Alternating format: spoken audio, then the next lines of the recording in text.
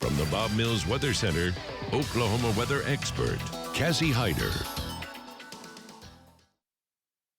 Weekend, it was pretty busy for our storm trackers. We had quite a bit of accidents that took place in parts of northwest Oklahoma. Marty Logan, he was all over that. Eventually, Valcaster, he was out kind of watching things a little bit closer to central parts of Oklahoma. So we had a lot of accidents, a few injuries, but everyone ended up being okay there eventually. We also had a rollover accident in parts of northwest Oklahoma, but they were able to just kind of look at the car and send them on their way, and they were just fine. But yeah, tons of accidents. Now let's go to Valcaster's video. Val, he actually had a little bit of sleet and he saw some ice accumulations, especially on like some stop signs and some of the trees there that you're seeing. It was all very minor, but it was there nonetheless. So while our storm trackers are busy, a lot of you are probably just trying to hunker down and stay warm inside. And that's exactly what I did. I know it was just terribly cold, and it's going to be pretty cold over the next couple of mornings. Now let's go to Links 1. I'm going to show you where the rain ended up falling. Of course, we did have a little bit of sleet in parts of western Oklahoma and a little bit of sleet at times, very briefly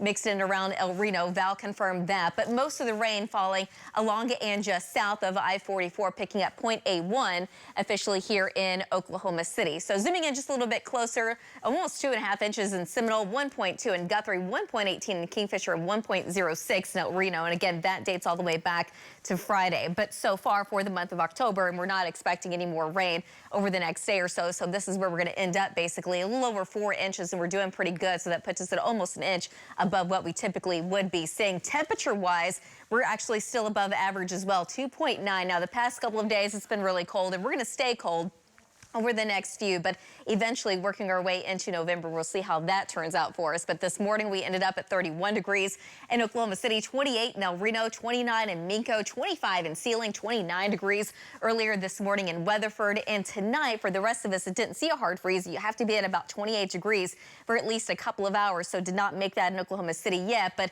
in parts of eastern, central, southern Oklahoma, we certainly will have that opportunity of doing that tonight. And again, as we get into tomorrow night into Wednesday morning. Wednesday morning looks to be the coldest of the bunch. But this is our Blanchard camera, but of our Lucky Star Sky Cam network, lots of sun.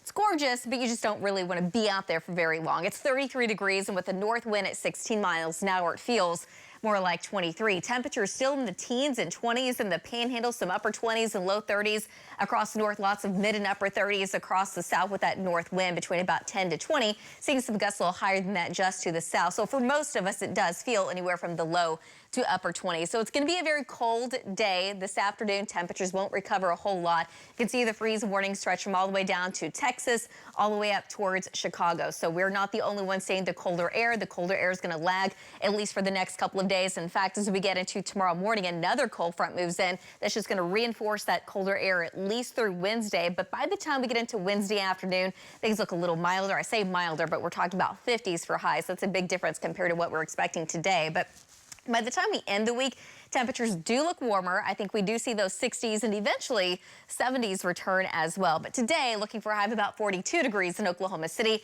The mid-40s across north, kind of the same thing across the far south. But overnight tonight, I think we drop down to about 29 degrees. About 30, though, in Ponca City, 30 in Ada, 29 in Ardmore, 23 in Clinton, 27 tomorrow morning in Hobart. Tomorrow afternoon, we're going to be back in the mid-40s. We still have a north wind between 10 to 20. Low 50s, though, across the far south. And if you are doing any trick-or-treating by tomorrow evening, probably going to have to bundle up at least a little bit by 6 o'clock. We're looking at a temperature of about 40 degrees. Still a little bit of a breeze hanging on. By 7 o'clock, temperatures down into the upper 30s.